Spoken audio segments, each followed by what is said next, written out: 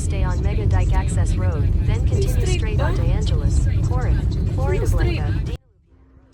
Dito sa Porac, Pampanga, may natatagong private resort na matatagpuan sa gitna ng bukirin. From Marilao, Bulacan, bumiyahe kami ng kulang 2 oras para mapuntahan ang resort na ito. Sa mga gustong ma-relax, gusto ng tahimik na place, ito ang place na para sa inyo. Ang The Hidden Valley Private Resorts. Malubog ang place, ang parking, kasya ang 4 na car.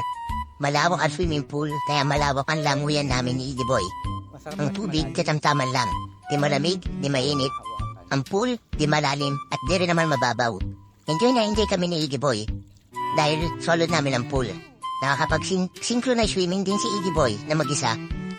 At ako naman, susubukan ko ang malupit kong dive na unang paa na inaral ko pa na swimming lesson namin sa school. Ganito ang mga gusto namin ni Iggy Boy. Mapailog, swimming pool, o dagat, lublog kami dyan. Wala namang special location, kaya kami nagpunta dito. Actually, ang daming magagandang resort sa Bulacan, pero para iba naman, dito kami dinala ni Mama. After ginawin at kumulubot ang daliri namin sa paa at kamay, from right corner pocket, tinira ni Iggy Boy ang billiard ball. Isa ito sa mga amenities dito at isa ito sa dahilan kaya nahilig si Iggy Boy sa billiard. Kung pwede lang iuwi itong billiard boy na to. Sarap buhay namin ni Iggy Boy.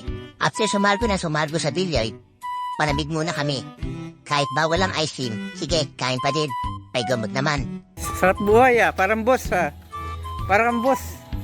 Boss ka ba? Ha? Ay, ilong mo kumakain, no? Oh. Oh. After lumapang ng ice cream, binigyaran ni Iggy Boy ang CR. At mag-room tour daw kami. Umiran na ang kalikutan namin ni Iggy Boy. Talon dito, talon doon. Kalikot dito, kalikot doon. Hanggang wala na kaming nasisirang gamit, di kami titigil. Basta bago sa paningin namin, gagalawin namin yan. Overall, inay kami ni Iggy. Place na pwedeng pambata at pwede rin sa mga kulit na gaya namin. You have it your way. Maybe someday it'll all work out. Until then, nope, a nope, a nope, a nope, definitely nope.